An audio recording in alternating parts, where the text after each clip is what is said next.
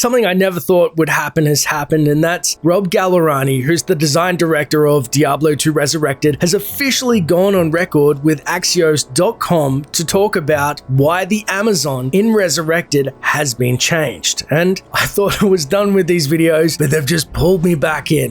Just when I thought I was out, they pulled me back in.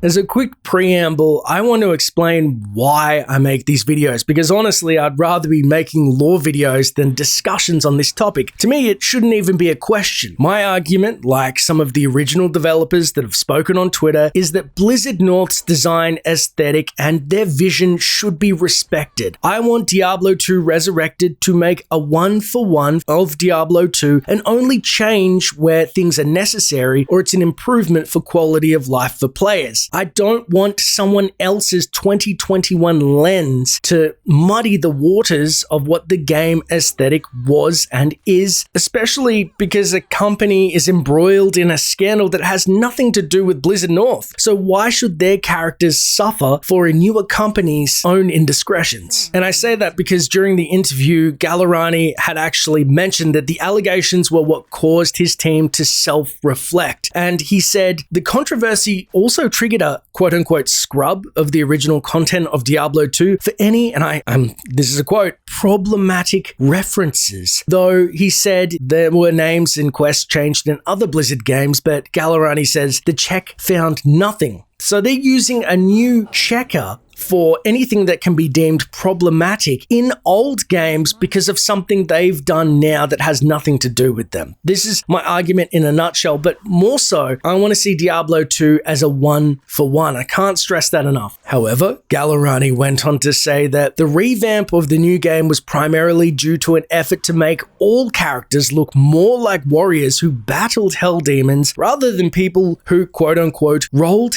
out of a nightclub. Now, this is somewhat baffling to me that, number one, like I said, Vicarious Visions, which is for all intents and purposes being absorbed by Blizzard, so I'm just going to refer to them as Blizzard, believe they know better than the now defunct Blizzard North. They believe it's their game and they see these characters and think, oh, these aren't warriors at all. To which I would argue in the original design documents and descriptions, even the Amazon was referred to as a superhuman or superhero. They were thought to be better than the average man. And the reason why I say that is you have to have this suspense of disbelief that they can kill demons. So you want somebody in their prime.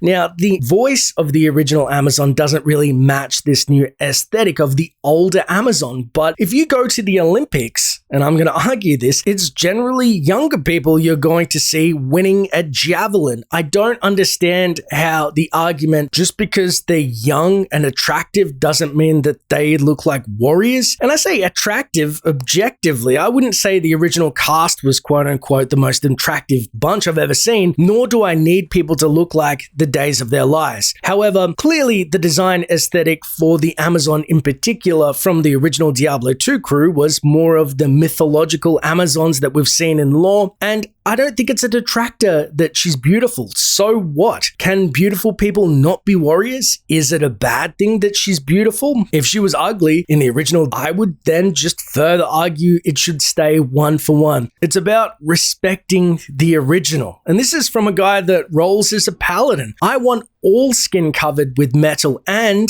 I would dare say it's the most conservative character, the holy warrior. But as an adult, I can put my piety aside when it comes to who I like to RP as and say, look, it doesn't matter what I personally want. If I was recreating the remake, I wouldn't then color it with my own wants and selfish desires, or God forbid, what's happening in the social activism sphere. I just don't think you should color your games that way. By that logic, let's say one of the creators of Grand Theft Auto 5 did, God forbid, a hit and run. They were drunk. They had a DUI, hit and run. I'm painting a picture for a reason here. Now, imagine that then they came to the company and said, look, we're going to remove all cars and abilities to hit pedestrians. So cars and pedestrians have to go because clearly these are problematic. People would then go, look, that's insane. I want to drive a car and you know what? This is an escape for me. I don't want to be caught caught up in your own problems and you project them upon us. And then obviously one of the slimier things the PR team could do from GTA is start doing press runs against the fans saying, look, these fans are problematic themselves because they support hit and runs. They're bad people. Focus the attention on them versus us doing shady things behind the scenes and then putting it into our art so that we can deflect all the bad attention. And I believe that's what's happening with Diablo. I don't think the everyman should suffer,